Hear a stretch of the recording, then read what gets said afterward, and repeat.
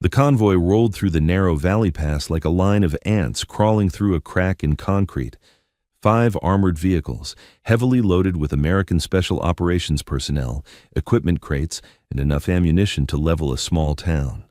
The morning sun had just broken over the eastern ridgeline, painting the rocky terrain in shades of amber and rust. It should have been routine, just another supply run through hostile territory. But routine had a way of becoming catastrophic in the blink of an eye. Chief Petty Officer Marcus Webb sat in the lead vehicle, scanning the high ground through polarized sunglasses. 22 years in the Navy SEALs had given him a sixth sense for danger, and right now that sense was screaming at him through every nerve in his body. The terrain was textbook ambush country, steep walls on both sides, limited maneuverability, countless hiding spots for enemy fighters to rain hell down on passing targets. "I don't like this," he muttered into his radio. "Too quiet."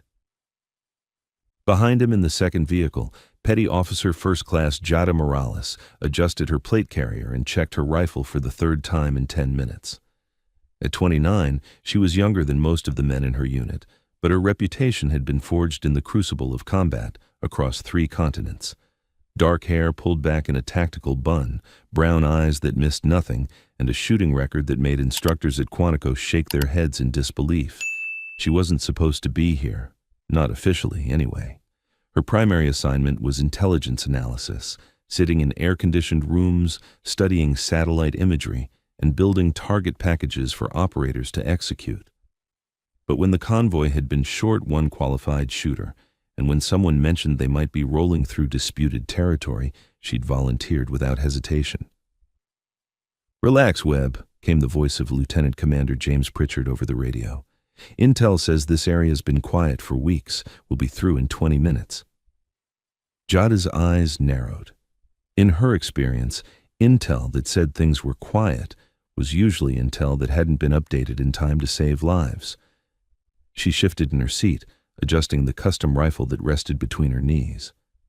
It wasn't standard military issue, a modified platform she'd built herself over years of refinement. Longer barrel for distance, custom trigger for precision, scope that cost more than most people's cars.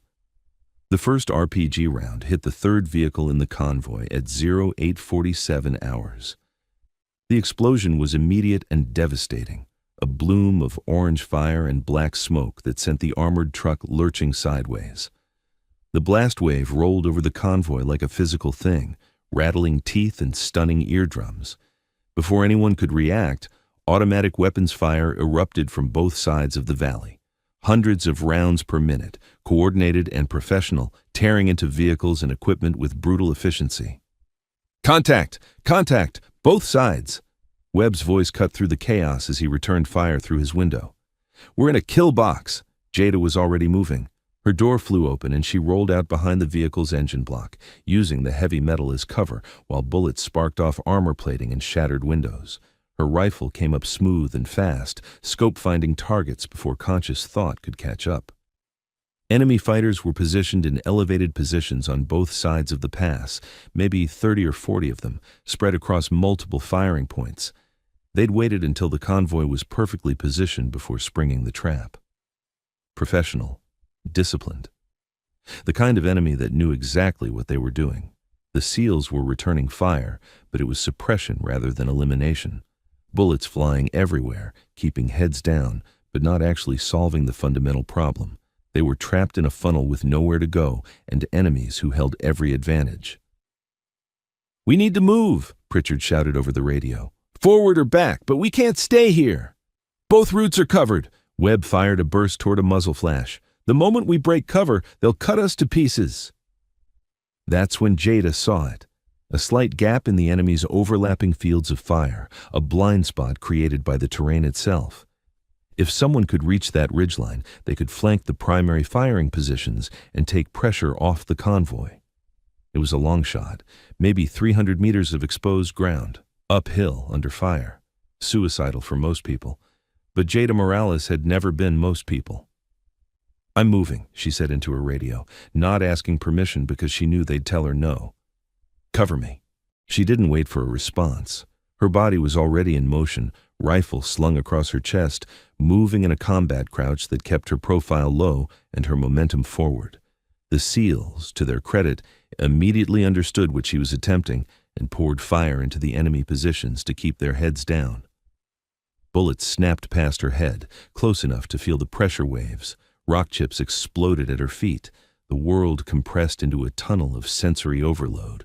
The burning in her lungs, the weight of her gear, the mathematical calculation of angles and vectors that her brain was processing faster than conscious thought.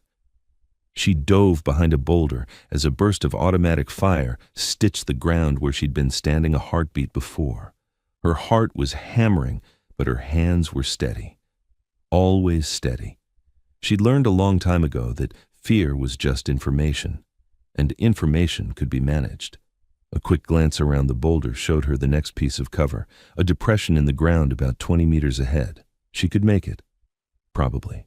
The SEALs were still laying down suppressive fire, giving her the window she needed. Jada exploded from behind the boulder, sprinting in a zigzag pattern that made her harder to track. More bullets, more near misses. The depression rushed up to meet her, and she slid into it like a baseball player stealing home. From this position, she had a clear line of sight to 3 enemy firing positions. Her rifle came off her shoulder and into her hands with practiced efficiency. She settled into the dirt, controlled her breathing, and let the world slow down the way it always did when she was behind a scope. First target. Fighter positioned behind sandbags, maybe 250 meters out. She could see the muzzle flash of his weapon, could track the slight movements of his body as he adjusted his aim. Her crosshairs settled on the small portion of his head, visible above the sandbags. The shot was clean. The fighter dropped without a sound that could be heard over the ongoing firefight. 1 down. Second target, another fighter, this one in a more exposed position, trying to move closer to get a better angle on the convoy. Jada's rifle tracked him smoothly, leading his movement by just the right amount to account for distance and velocity. Her finger found the trigger. Another shot. Another kill. The enemy started to realize something was wrong. Their carefully orchestrated ambush was being disrupted by precise fire from an unexpected angle. Some of them began to reposition, trying to locate the new threat. But Jada was already transitioning to her third target, a fighter who was setting up what looked like a heavy machine gun. If that weapon got into action, it could tear through the convoy's armor like tissue paper. She couldn't allow that. The range was longer this time, almost 300 meters. Wind was picking up, pushing from left to right. She made a tiny adjustment to her scope, compensated for the wind drift, and fired. The fighter collapsed across his weapon, 3 down in less than 30 seconds. Now, the enemy knew they were being flanked. Several fighters turned their attention toward Jada's position, sending a storm of lead in her direction. She pressed herself into the depression as bullets ripped through the air overhead and punched holes in the rocky ground around her. Over the radio, she heard Webb's voice. "Morales, what's your status?" "I'm fine," she said, her voice calm despite the metal flying past her head. "I've disrupted their left flank. If you can push forward now, you'll have an opening." "Negative. We've got casualties here. We need—" The radio cut off as another explosion rocked the convoy.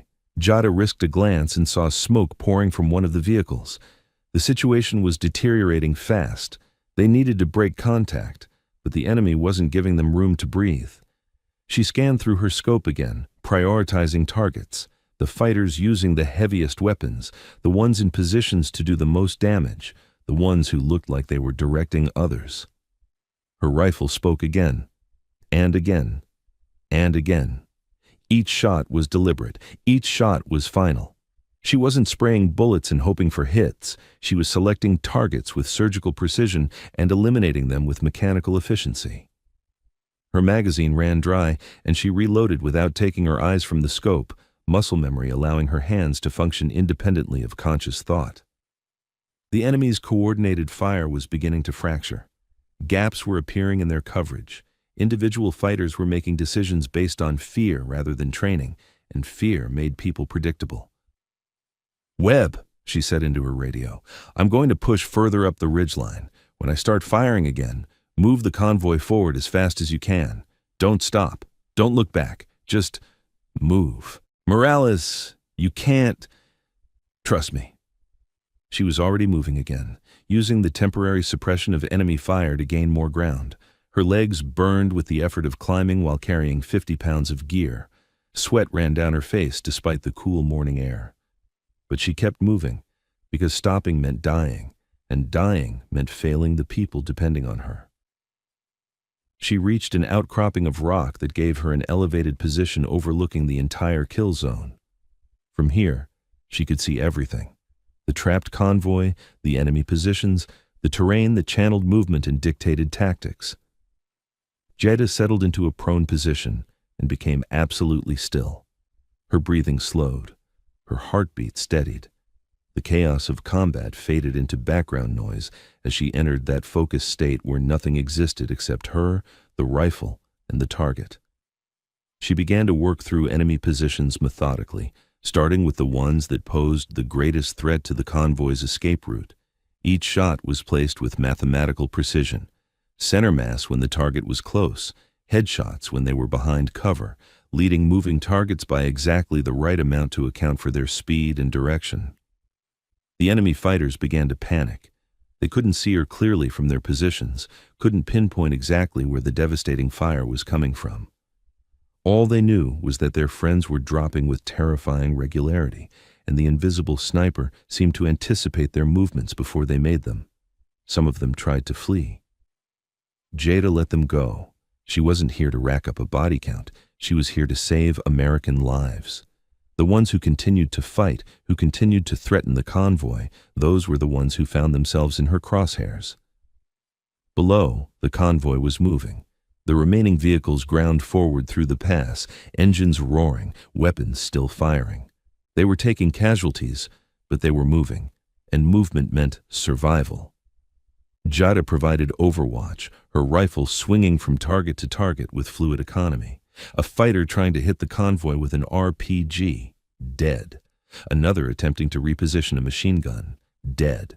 Two more trying to set up an ambush position further down the pass, dead and dead. Her magazine ran dry again. She reloaded, the motion so automatic she could have done it in her sleep. 12 rounds left in this magazine, probably her last before she'd need to start rationing ammunition. The convoy was almost through the kill zone now. Just a few more seconds and they'd be clear. But the enemy had one more trick up their sleeve. A fighter popped up from a concealed position directly in the convoy's path, RPG already on his shoulder, rocket loaded and ready to fire. At this range, he couldn't miss. One of those vehicles would be destroyed and everyone inside would die in the explosion. Jada's scope found him immediately. Her crosshairs settled on the small target area, just his head and shoulders visible above the rocks. The range was extreme, nearly 400 meters. The shot would have to be perfect. She exhaled half a breath and held it. Her finger caressed the trigger with exactly the right pressure. The world contracted to a single point of absolute focus. The rifle fired. The fighter dropped like someone had cut his strings. The RPG clattered harmlessly to the ground, unfired. Below, the convoy roared past the position where they would have been destroyed and continued into the relative safety of the wider valley beyond. They were clear. Jada remained in position, scanning for any remaining threats. The enemy fighters who were still alive had melted back into the rocks, unwilling to continue fighting against an opponent they couldn't locate or counter. The ambush had been broken, the kill box had been escaped, and American forces were withdrawing to fight another day. She keyed her radio. "Webb, you're clear. I'm moving to rejoin."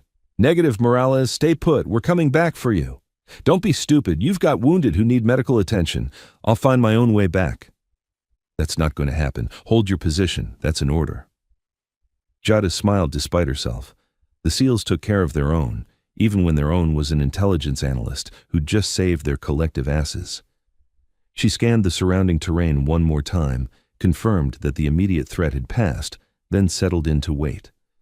Her hands were rock steady as she reloaded her rifle and checked her remaining ammunition. 38 rounds left. Not great, but enough to discourage anyone stupid enough to come looking for her. The adrenaline was starting to fade now, replaced by the familiar post-combat exhaustion that made everything feel heavy and distant. Her body was reminding her that she'd just sprinted 300 meters uphill under fire, then spent 20 minutes in a gunfight that should have been impossible to survive. But she had survived. They all had. And that was what mattered. The sound of engines approached from the valley below. The convoy was indeed coming back, one of the vehicles peeling off to navigate up the ridgeline toward her position. Jada stood slowly, slinging her rifle across her chest, and began the careful climb down to meet them. The aftermath. The vehicle that came for Jada was the second truck in the convoy, driven by Petty Officer Second Class Ryan Torres. He pulled up beside her position with a spray of gravel and leaned out the window, his face streaked with dirt and dried blood from a cut above his eyebrow. "You're either the bravest person I've ever met or the craziest," he said, but he was grinning. "Maybe both." Jada climbed into the passenger seat without ceremony. "Just another day at the office." "The hell it is." Torres put the vehicle in gear and started navigating back down the ridge. "I've been doing this job for 12 years. Never seen shooting like that, not from anyone." She didn't respond, just watched the terrain roll past as they descended. The ambush site was visible below, scattered equipment, shell casings glinting in the sun, dark stains on the rocks that would wash away with the next rain, evidence of violence that would fade, but never fully disappear. The convoy had stopped in a defensive position about a kilometer from the ambush site. Jada could see medics working on wounded personnel, could hear the chatter of radio communications as higher command was updated on the situation. The third vehicle that had been hit by the initial RPG was still smoldering, a total loss. As Torres pulled their vehicle into the defensive perimeter, Chief Webb was already walking toward them. His face was grim, but there was something else in his eyes, a mixture of gratitude and disbelief that Jada had seen before in people who'd just witnessed something that didn't fit into their understanding of reality.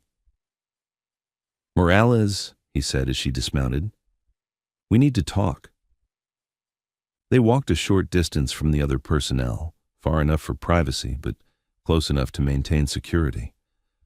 Webb studied her for a long moment before speaking. "That was some of the most impressive marksmanship I've ever seen," he said bluntly. "And I've worked with the best shooters in SOCOM. How is it that an intelligence analyst shoots better than my entire sniper element?" Jada had known this conversation was coming. The problem with demonstrating exceptional skills was that people started asking questions, and some questions had answers that were classified above most people's pay grades. "I qualify with my rifle," she said carefully, "same as everyone else." "Don't insult me." Webb's voice was flat. "Qualifying is hitting targets at 200 meters on a flat range in perfect conditions. What you just did was combat shooting at extended ranges under maximum stress with moving targets and poor angles. It's not something you learn by qualifying once a year." She met his gaze steadily. "Then maybe you should ask yourself why someone with my skill set is officially assigned to intelligence analysis." Understanding dawned in Webb's eyes. "You're not regular Navy." "I'm whatever the Navy needs me to be on any given day." "Special operations?" "I'm a petty officer first class assigned to intelligence analysis," Jada repeated, her voice neutral. "That's what my service record says. That's what I am." Webb recognized the wall when he hit it. There were things in the military that people weren't supposed to ask about, positions that didn't officially exist, programs that operated in shadows so deep that even senior leadership sometimes didn't know the full picture. If Jada Morales was part of something like that, pushing for answers would only cause problems for everyone. "Right," he said after a pause. "Intelligence analysis? My mistake." "No mistake, Chief. Just operational security." He nodded slowly. "For what it's worth, thanks. You saved a lot of lives today." "Just doing my job." "If your job is saving SEAL teams from ambushes, you're very good at it." Jada allowed herself a small smile. "I'll make a note in my after-action report that the training is working." Lieutenant Commander Pritchard joined them, his uniform torn and stained with someone else's blood. He'd been helping the medics treat the wounded. His expression was strained but composed, the face of someone who'd just lost people under his command and was holding himself together through sheer professionalism. Final count, he said without preamble. 3 KIA, 7 wounded. Could have been a lot worse. It would have been worse, Webb said, gesturing toward Jada. If Morales hadn't done what she did, we'd have lost everyone. Pritchard studied her with new interest. I owe you an apology. When you volunteered for this convoy, I thought you were just looking for something to put in your service jacket. I was wrong. No apology necessary, sir. You didn't know. But that's the thing, I should have known. Your file came across my desk with enough redactions to make the CIA jealous. I assumed it was bureaucratic bullshit. Apparently it wasn't. Jada said nothing. Sometimes silence was the only appropriate response. Pritchard continued. Whatever you actually do when you're not analyzing intelligence, I hope someone appreciates it, because what you did today was extraordinary. Someone appreciates it, Jada said quietly. That's all that matters. The medevac helicopters arrived 20 minutes later, Blackhawks that came in fast and low with door gunners scanning for threats. The wounded were loaded quickly and professionally, priorities based on triage categories. The 3 who hadn't survived were handled with the dignity and respect that fallen warriors deserved, body bags sealed and carried with careful reverence. Jada stood back from the activity, watching the organized chaos of military logistics in action. This was the part that never made it into the mission reports, the cleanup, the accounting, the aftermath of violence. People focused on the gunfights and the heroics, but it was the aftermath that stayed with you. The faces of the wounded, the weight of the body bags, the knowledge that people had died today and tomorrow their families would receive notifications that would shatter their worlds. Torres approached her as the helicopters lifted off, rotors beating the air into submission. They're saying you took out at least 15 fighters, maybe more. I didn't count. Bullshit, shooters always count. She looked at him directly. Then let's say I lost count somewhere around enough to get everyone out alive. That's the only number that matters. He studied her face, trying to read something in her expression. Who are you really? I'm Petty Officer First Class Jada Morales, assigned to intelligence analysis at... Yeah, I know the party line. He shook his head. But someday, when the classified stuff isn't classified anymore, I want to hear the real story. If that day comes, I'll buy you a beer and tell you everything. I'm going to hold you to that. The convoy reformed an hour later, minus 1 vehicle, and with a lot more empty seats than they'd started with. The mood was somber but determined, the particular mindset of people who'd just survived something terrible and were committed to honoring the fallen by continuing the mission. Jada took her seat in the same vehicle she'd started in, though now Torres was driving and Webb was riding shotgun. The return journey would follow a different route, already cleared by a quick reaction force that had deployed the moment the ambush was reported. No chances were being taken this time. As they rolled out, Webb turned in his seat to look at her. One more question. Shoot. When you moved from cover to cover during the firefight, you were running through an active kill zone with bullets flying everywhere. How did you stay so calm? Jada considered the question. Because panic gets you killed. Fear is just information. It tells you where the danger is. Once you accept that danger exists, you can make rational decisions about how to navigate it. That's not something they teach in basic training. No, she agreed, it's not. Where did you learn it? Classified, Chief. He laughed, though there wasn't much humor in it. Everything about you is classified. Not everything. You know I prefer my coffee black. That's not classified. Good to know we're sharing the important secrets. The convoy made it back to the forward operating base without incident. As they passed through the security gates and entered the relative safety of the fortified perimeter, Jada felt some of the tension drain from her shoulders.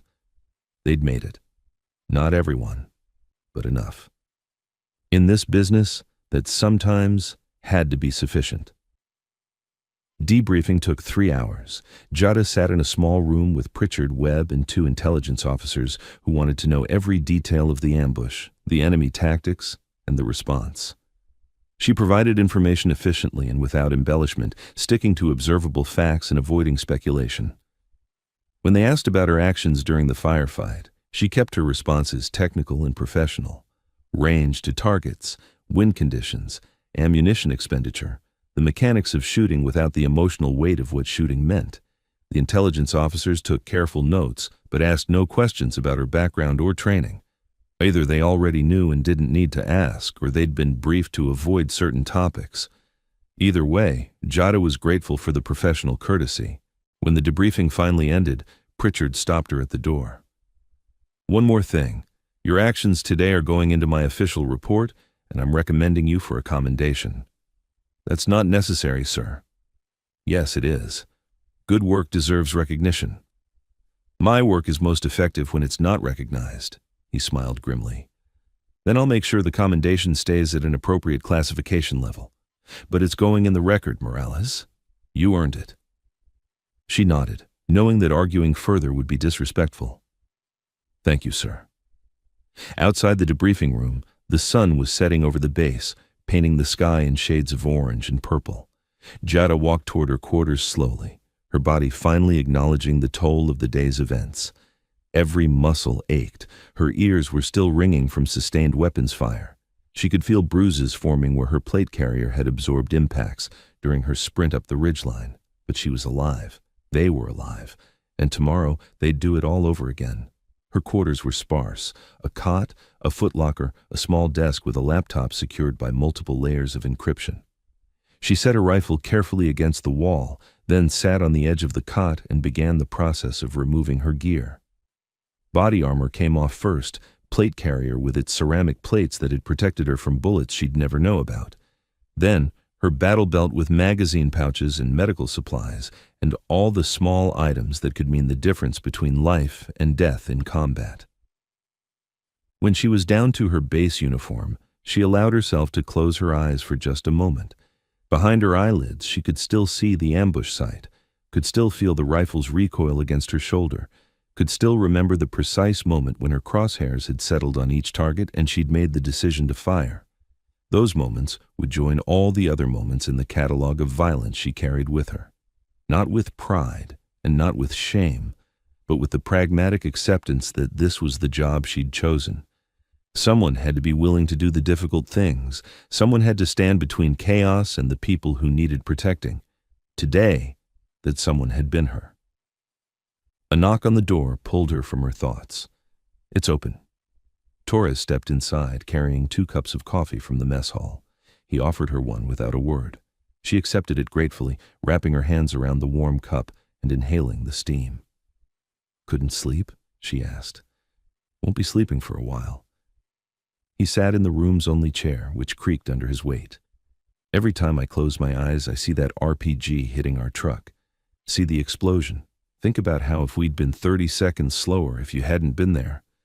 But I was there, and you weren't 30 seconds slower. What ifs don't help. How do you do it?" He stared into his coffee like it might have answers. "Go through something like that and then just continue. Like it's normal." "It's not normal," Jada said quietly. "It's necessary. There's a difference." "What made you volunteer for this convoy? You had to know it was dangerous." "Because someone needed to, and I had the skills to make a difference." Torres looked up at her. "You know what Webb's saying? He's saying you're probably the best combat shooter he's ever seen. And he's worked with some legends." Webb exaggerates. "No, he doesn't. That's not who he is." Torres leaned forward. "So I'll ask you again. Who are you really? Because the official story isn't adding up." Jada sipped her coffee, considering how much to say. The truth was complicated and mostly classified, but Torres had earned some honesty, even if it couldn't be complete.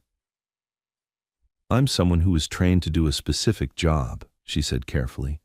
"That job requires certain skills. Shooting is one of them. When situations arise where those skills are needed, I use them. And the specific job is classified. Very. But it's not intelligence analysis. It's whatever the mission requires on any given day. Sometimes that's analysis, sometimes it's other things." Torres nodded slowly, processing this. "The people who trained you, they must be very good at what they do. The best in the world. And they taught you to shoot like that. Among other things." He was quiet for a long moment then. "I'm glad you were with us today. Whatever your real job is, I'm glad it put you on that convoy. So am I. They finished their coffee in comfortable silence.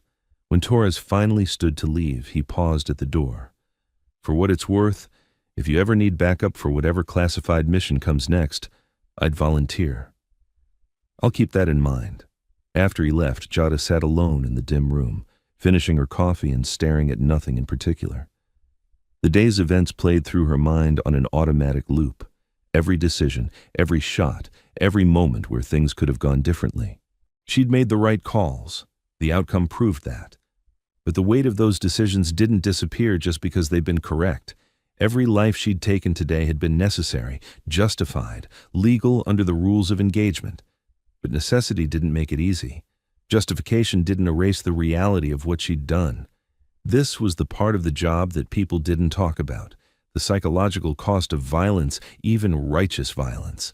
The way it accumulated over time like sediment in a river, slowly building up until you had to decide how to carry that weight. Some people couldn't carry it. They broke under the pressure, or they walked away, or they found themselves unable to pull the trigger when the next situation demanded it. Jada had seen it happen to people who seemed stronger than she was, more resilient, more naturally suited to this life. But she was still here, still carrying the weight, still willing to do what needed to be done when the situation demanded it. Her phone buzzed, a secure message from a contact listed only as command. The message was brief. Well done. Full debrief upon return to main base, travel orders to follow. She typed a quick acknowledgement, then deleted both messages from her phone's memory. Whatever came next would come next. For now, she needed rest. Jada set her empty coffee cup on the desk, kicked off her boots and lay back on the cot, fully clothed.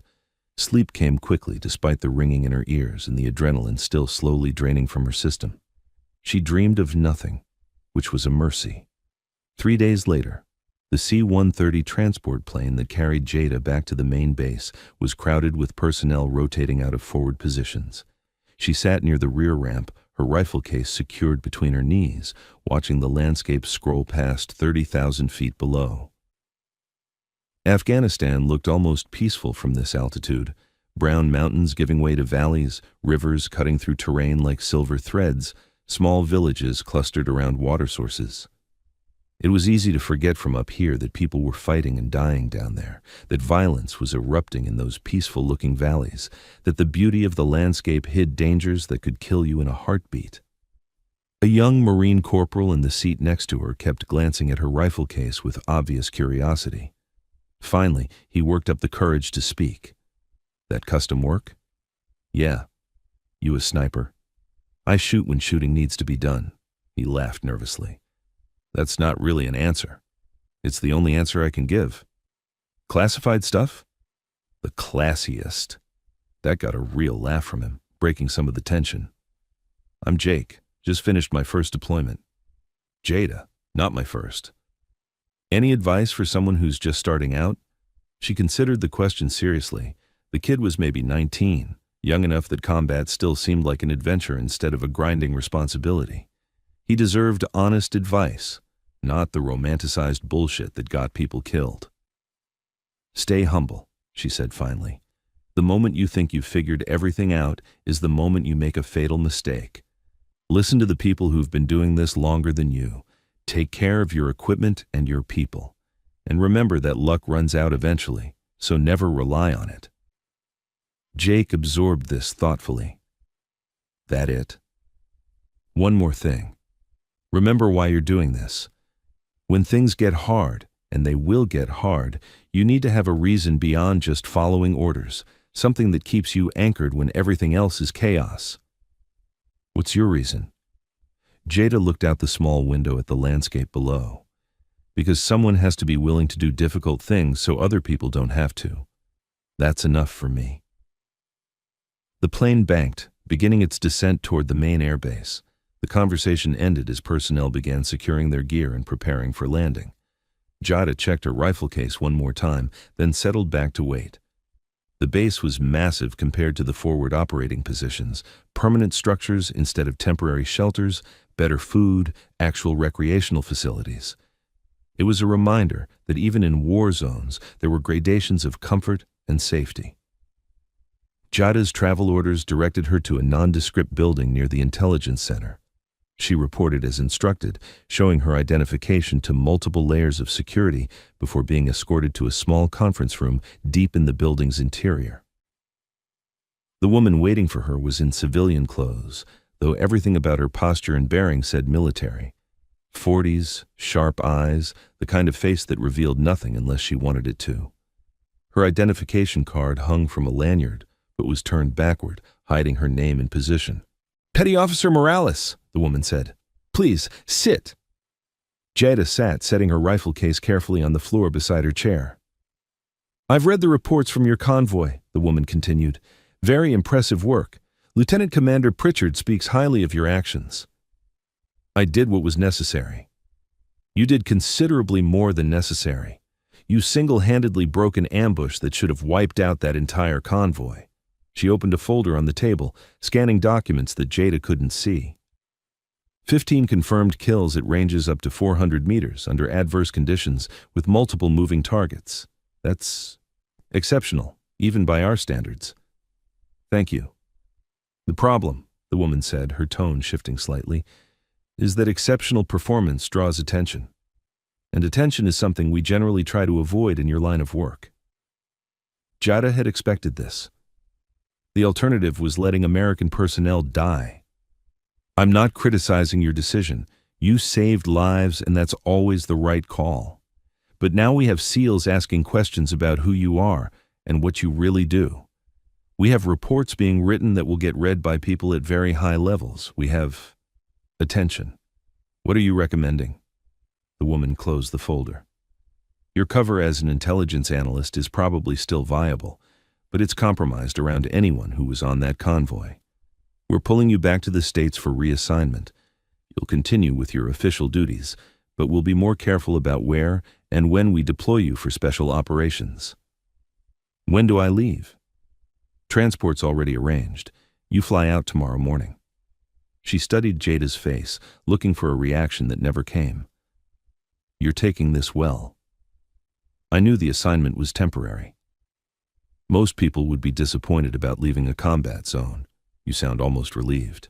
Jada considered how to respond. "I'm not relieved that I'm leaving. I'm satisfied that I did the job and did it well. What comes next is what comes next." The woman smiled slightly. "That's the right attitude for this work. Keep that attitude, and you'll have a long career." She stood, offering her hand. "Good work, Petty Officer. Truly exceptional." They shook hands. The woman's grip was firm and professional. "One more thing," Jada said before the woman could leave. "The Marines who died in that ambush, do their families get the full story? They get what we're authorized to tell them, that their loved ones died in combat, that they were heroes, that their sacrifice mattered. The specific details of the ambush and the response," she shrugged slightly. "Some things stay classified. Even from families? Especially from families. Operational security doesn't have exceptions for grief." It wasn't the answer Jada wanted, but it was the answer she expected. In this business, truth was commodified and controlled. Even death had classification levels. The rest of her time at the base passed quickly.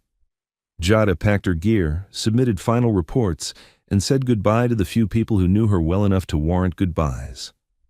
Most of her work had been done in isolation, her real missions conducted without witnesses, her actual contributions known only to a handful of people with the right clearances. On her last evening, she walked the perimeter of the base as the sun set. The mountains in the distance turned purple and gold, beautiful in that stark way that dangerous places often were. She'd spent months here, living in the tension between her official duties and her classified missions, maintaining the fiction of who she was supposed to be while doing the work that actually mattered. It had been exhausting, rewarding, necessary, and now it was ending, at least this chapter of it. Torres found her near the flight line where helicopters were being prepped for night operations. "Heard you're leaving tomorrow." News travels fast. Small community, even smaller when someone does what you did. He kicked at the dirt with his boot. "We're going to miss having you around. Feels safer knowing you're watching our backs." "You'll be fine. Webb's a good chief. Pritchard's a solid commander. You've got good people. We did have good people. Then we lost 3 of them because we walked into an ambush. His voice was heavy with the guilt that survivors always carried. If you hadn't been there, but I was there, that's what matters. Is it? He looked at her directly. 3 families are getting visits from casualty notification officers. 3 sets of parents or spouses or kids are having their worlds destroyed. And the only reason it's not more families is because you happened to volunteer for a convoy that you had no official reason to be on. Jada understood what he was really asking. You're wondering if there's some bigger plan, some reason why things happen the way they do, I guess? There isn't. There's just people making decisions and living with the consequences. I made a decision to volunteer. You made decisions during the firefight. The enemy made decisions about where to set their ambush. All of those decisions intersected in ways that determined who lived and who died. That's all it is, decisions and consequences. That's a pretty cold way to look at it. It's the only way to look at it and stay functional. If you start trying to find cosmic meaning in chaos, you'll drive yourself crazy. Torres was quiet for a moment, processing this. The beer offer still stands. When this is all over and the classified stuff doesn't matter anymore, I want to hear the real story. I'll hold you to that. He extended his hand. She shook it firmly. Stay safe, Morales, whatever you end up doing next. You too, Torres. Keep your head down and your powder dry. He smiled at the old expression, then walked back toward the barracks. Jada watched him go, then returned her attention to the helicopters. Their rotors were spinning up now, the distinctive whop-whop-whop of Blackhawks preparing for takeoff. Somewhere out there in the darkness, those helicopters would be carrying people into danger. Maybe they'd complete their mission without incident. Maybe they'd run into trouble and need someone to pull their asses out of the fire. The uncertainty was the only constant in this business. Tomorrow she'd be on a transport back to the States, back to briefing rooms and training ranges, and the peculiar double life of someone whose official duties bore little resemblance to their actual work. Back to waiting for the next call, the next crisis, the next situation where her particular skills would make the difference between mission success and catastrophic failure.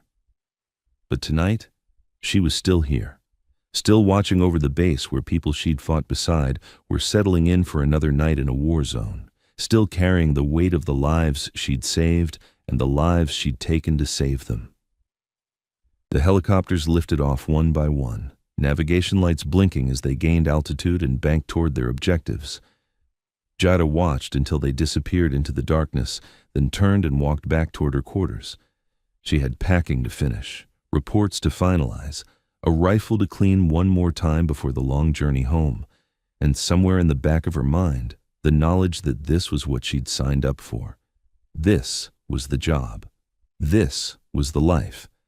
And she wouldn't trade it for anything else. 6 months later, Jada stood on the firing line at Quantico, watching a class of new Scout sniper students work through long-range shooting problems. The Virginia morning was cool and clear. Perfect conditions that wouldn't teach them anything about how hard shooting became when conditions weren't perfect. Her official assignment these days was Advanced Marksmanship Instructor, a cover position that let her train while maintaining the fiction that she was just another skilled shooter, rather than someone who'd operated at levels most people didn't know existed. The students were good. Not great yet, but good. They had the fundamentals, the discipline, the desire to excel. What they didn't have was experience, the kind that only came from actually shooting at people who were shooting back. "Morales!" She turned to see Master Gunnery Sergeant Keller approaching, his weathered face creased with a smile. At 53, Keller had forgotten more about shooting than most people would ever learn. He'd been her primary instructor during her initial sniper training, and he'd recognized immediately that she had something special.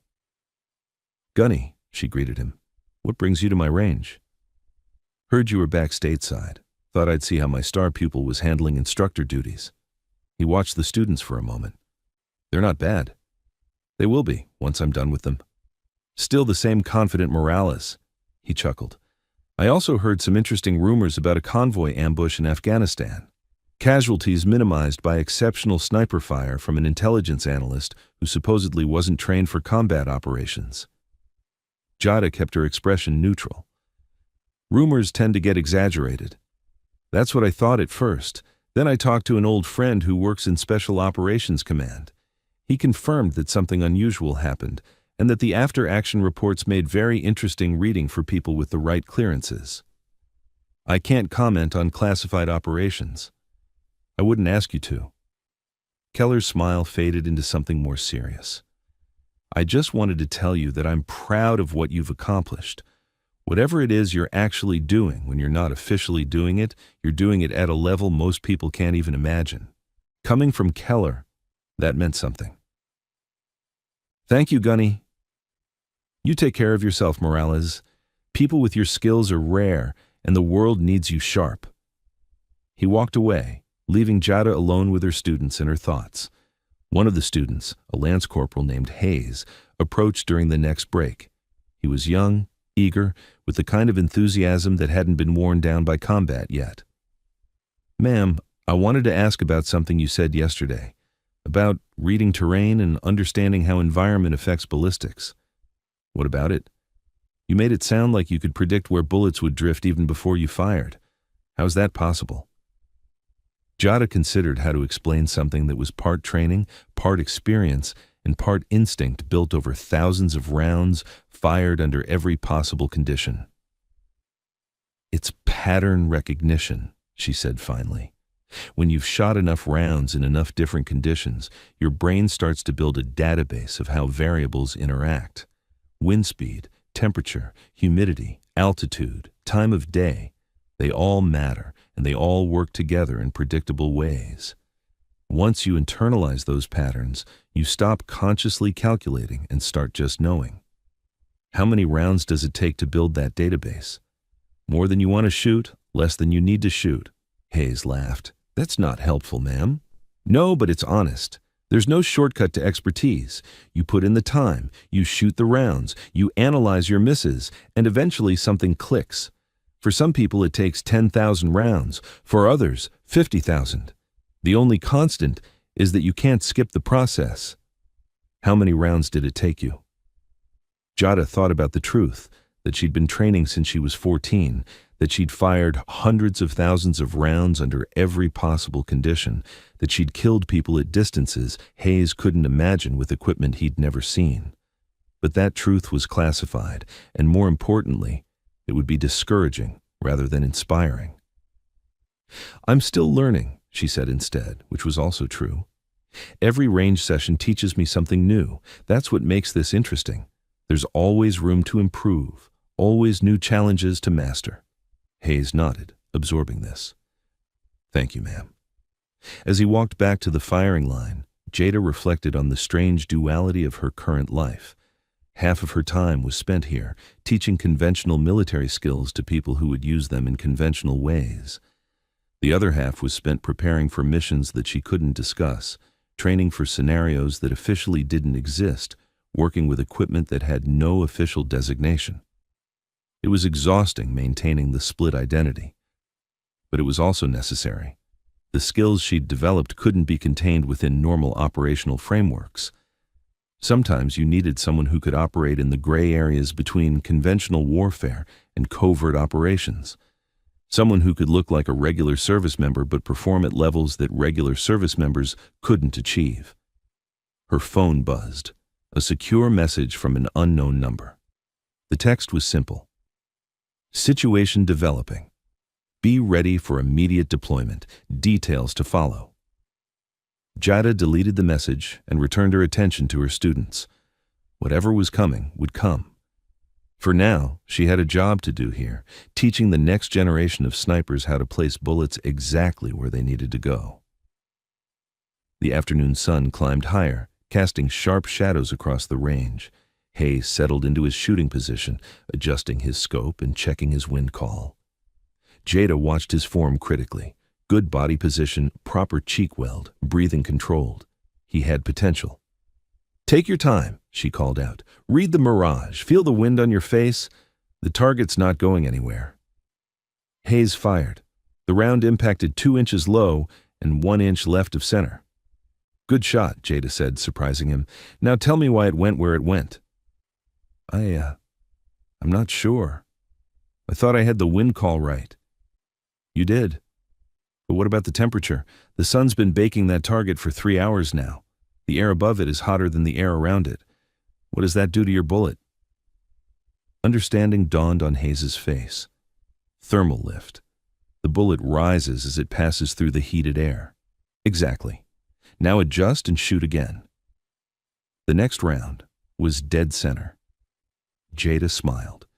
This was the part of the job that felt clean, passing knowledge forward, training the next generation, helping them avoid the mistakes that could get them killed.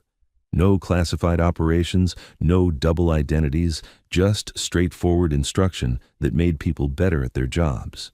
But even as she taught, part of her mind was already spinning up for whatever mission that text message had hinted at.